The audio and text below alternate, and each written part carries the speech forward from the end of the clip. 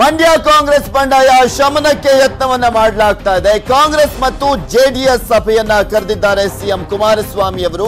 ಮಂಡ್ಯದ ಖಾಸಗಿ ಹೋಟೆಲ್ನಲ್ಲಿ ಈ ಒಂದು ಸಭೆಯನ್ನ ಕರೆಯಲಾಗಿದೆ. ಮಂಡ್ಯದಲ್ಲಿ ಕಾಂಗ್ರೆಸ್ ಬಂಡಾಯ ಶಮನಕ್ಕೆ ಈಗ ಕುಮಾರಸ್ವಾಮಿ ಅವರು ಕೂಡ ಎಂಟ್ರಿ ಕೊಟ್ಟಿದ್ದಾರೆ. ಕಾಂಗ್ರೆಸ್ ಜೆಡಿಎಸ್ ಸಭೆಯನ್ನ ಕರೆದಿದ್ದಾರೆ ಸಿಎಂ ಎಚ್.ಡಿ. ಕುಮಾರಸ್ವಾಮಿ ಅವರು. ಮಂಡ್ಯದ ಖಾಸಗಿ ಹೋಟೆಲ್ನಲ್ಲಿ ಈ ಒಂದು ಸಭೆಯನ್ನ ಕರೆಯಲಾಗಿದೆ. ಇಲ್ಲಿ ಪ್ರಮುಖವಾಗಿ ಕಾಂಗ್ರೆಸ್ ಜೆಡಿಎಸ್ ಇಬ್ಬರ ಒಂದು ನಾಯಕರನ್ನ ಕೂಡ ಕರೆಯಲಾಗಿರುವಂತದ್ದು. ಸಿಎಂ ಸಭೆಗೆ ಮಂಡ್ಯ ಕೈ ಮುಖಂಡರು ಕೂಡ ಭಾಗಿಯಾಗ್ತಾ ಇದ್ದಾರೆ. ಮಂಡ್ಯ ರೆಬಲ್ ನಾಯಕರಿಗೆ ಮಾತ್ರ ಸಭೆಗೆ ಆಹ್ವಾನವನ್ನ ನೀಡಿಲ್ಲ. ರೆಬಲ್ ನಾಯಕರ ಜೊತೆ ಚರ್ಚಿಸಲ್ವಾ ಸಿಎಂ ಅನ್ನುವ ಪ್ರಶ್ನೆ ಕೂಡ ಎದ್ದಿದೆ. ಸಭೆಗೆ ಆಹ್ವಾನವಿಲ್ಲ ಚಲುವರಾಯಸ್ವಾಮಿ ಅವರಿಗೆ, ಹಾಗೆ ಅವರ ಟೀಮ್ಗೆ, ಅಂದ್ರೆ ಅವರ ಟೀಮ್ ನಲ್ಲಿ ಇರುವಂತವರು ಆಗಿರುವಂತ ರಮೇಶ್ ಬಂಡಿ ಸಿದ್ದೇಗೌಡರಿಗೂ ಕೂಡ ಆಹ್ವಾನವನ್ನ ನೀಡಲಾಗಿಲ್ಲ. ಇಬ್ಬರು ಪ್ರಮುಖ ಕೈನ ರೆಬಲ್ ನಾಯಕರಿಗೆ ಕುಮಾರಸ್ವಾಮಿ ಅವರು ಯಾವುದೇ ರೀತಿಯಾದಂತ ಕರೆಯನ್ನಾಗ್ಲಿ ಸಭೆಗೆ ಆಹ್ವಾನವನ್ನಾಗ್ಲಿ ನೀಡಿಲ್ಲ. ಒಂದ್ ಕಡೆ ಮಂಡ್ಯದಲ್ಲಿ ಕಾಂಗ್ರೆಸ್ ಮತ್ತು ಜೆಡಿಎಸ್ ಕಾರ್ಯಕರ್ತರ ಹಾಗೆ ಪ್ರಮುಖರ ಸಭೆಯನ್ನ ಕರೆದಿದ್ದಾರೆ, ಆದ್ರೆ ಪ್ರಮುಖ ನಾಯಕರೇ ಇಲ್ಲ ಕಾಂಗ್ರೆಸ್ನವರು. ಇನ್ನು ಈ ಕುರಿತಂತೆ ಹೆಚ್ಚಿನ ಡೀಟೇಲ್ಸ್ ಅನ್ನ ನೀಡ್ತಾರೆ ನಮ್ಮ ಪ್ರತಿನಿಧಿ ಕೃಷ್ಣ. ನೇರ ಸಂಪರ್ಕದಲ್ಲಿ ಜಾಯ್ನ್ ಆಗ್ತಾ ಇದ್ದಾರೆ. ಎಸ್ ಕೃಷ್ಣ, ಕಾಂಗ್ರೆಸ್ ಮತ್ತು ಜೆಡಿಎಸ್ ನಾಯಕರ ಸಭೆಯನ್ನ ಕರೆದಿದ್ದಾರೆ, ಆದ್ರೆ ಕಾಂಗ್ರೆಸ್ನ ಪ್ರಮುಖ ನಾಯಕರೇ ಇಲ್ಲ. ಇನ್ ಯಾವ ರೀತಿಯಾದಂತಹ ಸಭೆ ಇದು, ಯಾವ ರೀತಿಯಾಗಿ ಅಲ್ಲಿ ಏನೆಲ್ಲ ಚರ್ಚೆ ಆಗ್ತಾ ಇದೆ ಅಂತ?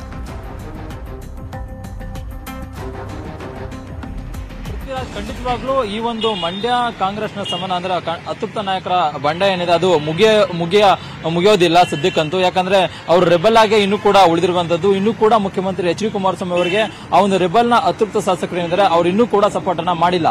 ಇದುವರೆಗೂ ಕೂಡ ಮುಖ್ಯಮಂತ್ರಿ ಎಚ್.ಡಿ. ಕುಮಾರಸ್ವಾಮಿ ಅವರು ಕೂಡ ಹೇಳಿರುವಂತದ್ದು, ನನ್ನ ಸ್ವಾಭಿಮಾನಕ್ಕೆ ಧಕ್ಕೆ ಮಾಡ್ಕೊಳ್ಳಲ್ಲ, ಯಾವುದೇ ಕಾರಣಕ್ಕೂ ಅವ್ರ ಮನೆ ಬಾಗಿಲು ಕೂಡ ಹೋಗೋದಿಲ್ಲ ಅನ್ನೋ ಮಾತನ್ನ ಹೇಳಿರುವಂತದ್ದು. ಹೀಗಾಗಿ ಇವರ ಅತೃಪ್ತ ನಾಯಕರು ಜೊತೆಗೆ ಮುಖ್ಯಮಂತ್ರಿ ಎಚ್.ಡಿ. ಕುಮಾರಸ್ವಾಮಿ ಅವರ ನಡುವೆ ಒಂದು ಪ್ರತಿಷ್ಠೆ ಪ್ರಶ್ನೆ ಎದುರಾಗಿರುವಂತದ್ದು. ಹೀಗಾಗಿ ಅತೃಪ್ತ ನಾಯಕರು ಎಲ್ಲೋ ಒಂದ್ ಕಡೆ ಈ ಒಂದು ಸಭೆಗೆ ಬರುವಂತ ಲಕ್ಷಣಗಳು ಕಾಣ್ತಾ ಇಲ್ಲ. ಇವತ್ತು ಮುಖ್ಯವಾಗಿ ಈಗಾಗಲೇ ಮಂಡ್ಯದಲ್ಲಿ ಪ್ರಮುಖವಾಗಿ ಕಾಂಗ್ರೆಸ್ ಹಾಗೂ ಜೆಡಿಎಸ್ ಕಾರ್ಯಕರ್ತರ ಜೊತೆಗೆ ಮುಖಂಡರ ಒಂದು ಸಭೆಯನ್ನ ಕರೆದಿರುವಂತದ್ದು ಮುಖ್ಯಮಂತ್ರಿ ಎಚ್.ಡಿ. ಕುಮಾರಸ್ವಾಮಿ ಅವರು. ಬೆಂಗಳೂರಿನ ಮಂಡ್ಯದಲ್ಲಿರತಕ್ಕಂಥ ಖಾಸಗಿ ಹೋಟೆಲ್ ನಲ್ಲಿ ಇವತ್ತು ಒಂದು ಸಭೆ ಮಾಡ್ತಾ ಇರುವಂತದ್ದು. ಈಗಾಗಲೇ ಸಭೆಯಲ್ಲಿ ಮುಖ್ಯವಾಗಿ ಮಂಡ್ಯ ಸ್ಥಳೀಯ ಕಾರ್ಯಕರ್ತರು ಸೇರಿದಂತೆ ಪ್ರಮುಖ ನಾಯಕರೆಲ್ಲರೂ ಕೂಡ ಬರ್ತಾ ಇರುವಂತದ್ದು. ಪ್ರಮುಖವಾಗಿ ಅಮರಾವತಿ ಚಂದ್ರಶೇಖರ್ ಆಗಿರ್ಬೋದು, ಎಂ.ಡಿ. ಪಲ್ಲವಿ ಮತ್ತೆ ಆತ್ಮಾನಂದ ಜಿ ಮಾದೇಗೌಡ ಸೇರಿದಂತೆ ಪ್ರಮುಖವಾಗಿ ಮೂಲ ಕಾಂಗ್ರೆಸ್ಸಿಗರು ಯಾರ್ಯಾರಿದ್ದಾರೋ ಅವರೆಲ್ಲರೂ ಕೂಡ ಈ ಒಂದು ಸಭೆಗೆ ಬರ್ತಾ ಇದ್ದಾರೆ. ಆದರೆ ರೆಬೆಲ್ನ ಪ್ರಮುಖ ನಾಯಕರಾಗಿರ್ತಕ್ಕಂಥ ರಮೇಶ್ ಬಂಡಿ ಸಿದ್ದೇಗೌಡ ಆಗಿರ್ಬೋದು, ಜೊತೆಗೆ ಚಲುವರಾಯಸ್ವಾಮಿ ಆಗಿರ್ಬೋದು, ಜೊತೆಗೆ ಮಾಜಿ ಸಚಿವರಾಗಿರ್ತಕ್ಕಂಥ ನರೇಂದ್ರ ಸ್ವಾಮಿ ಆಗಿರ್ಬೋದು, ಇವರ್ಯಾರು ಕೂಡ ಸಭೆಗೆ ಬರ್ತಾ ಇಲ್ಲ. ಹೀಗಾಗಿ ಎಲ್ಲೋ ಒಂದ್ ಕಡೆ ಈ ಒಂದು ಸಭೆಯಲ್ಲಿ ಪ್ರಮುಖವಾಗಿ ಮೂಲ ಕಾಂಗ್ರೆಸ್ಸಿಗರು ಏನಿದ್ದಾರೆ ಅವ್ರನ್ನ ನಮಗೆ ಬೆಂಬಲವನ್ನ ಕೊಡಿ, ನೀವೇ ಒಟ್ಟಾಗಿ ಚುನಾವಣೆ ಎದುರಿಸಿ ಅನ್ನೋ ಒಂದು ಕರೆಯನ್ನ ಮುಖ್ಯಮಂತ್ರಿ ಎಚ್.ಡಿ. ಕುಮಾರಸ್ವಾಮಿ ಅವರು ಕೊಡೋದಕ್ಕೆ ಮುಂದಾಗಿದ್ದಾರೆ.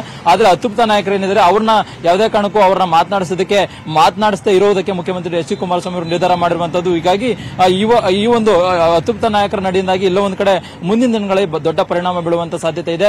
ಈಗಾಗಲೇ ಎರಡು ಕಡೆ ಕೂಡ ಪ್ರಚಾರ ಮಾಡ್ತಾ ಇರೋ ಒಂದು ಕಡೆ ಸುಮಲತಾ ಅಂಬರೀಶ್ ಆಗಿರ್ಬೋದು, ಮತ್ತೊಂದು ಕಡೆ ಇದೀಗ ಏನು ನಿಖಿಲ್ ಕುಮಾರಸ್ವಾಮಿ ಅವರ ನಡುವೆ ಜಿದ್ದಾಜಿದ್ದಿ ಉಂಟಾಗಿರುವಂತದ್ದು. ಹೀಗಾಗಿ ಮುಂದಿನ ದಿನಗಳಲ್ಲಿ ಅತೃಪ್ತರ ನಡೆ ಏನಾಗುತ್ತೆ ಅನ್ನುವಂಥದ್ದು ಸದ್ಯದ ಕುತೂಹಲ ಆಗಿರುವಂತದ್ದು. ಆದ್ರೆ ಇವತ್ತಿನ ಸಭೆಗೆ ಆ ಒಂದು ಅತೃಪ್ತ ನಾಯಕರು ಯಾರು ಕೂಡ ಬರ್ತಾ ಇಲ್ಲ. ಮುಖ್ಯವಾಗಿ ಮೂಲ ಕಾಂಗ್ರೆಸ್ಸಿಗರು ಏನಿದ್ರೆ ಅವ್ರು ಮಾತ್ರ ಬರ್ತಾ ಇದ್ದಾರೆ. ಅವರ ಜೊತೆಗೆ ಏನು ಒಟ್ಟಾಗಿ ಚುನಾವಣೆ ಎದುರಿಸಬೇಕು, ಜೊತೆಗೆ ಒಟ್ಟಾಗಿ ಕೆಲಸ ಮಾಡೋದ್ರ ಮೂಲಕವಾಗಿ ಪುತ್ರ ನಿಖಿಲ್ ಏನಿದ್ರೆ ಅವ್ರನ್ನ ಗೆಲ್ಸ್ಕೊಳ್ಬೇಕು ಅನ್ನೋ ಒಂದು ಕರೆಯನ್ನ ಮುಖ್ಯಮಂತ್ರಿ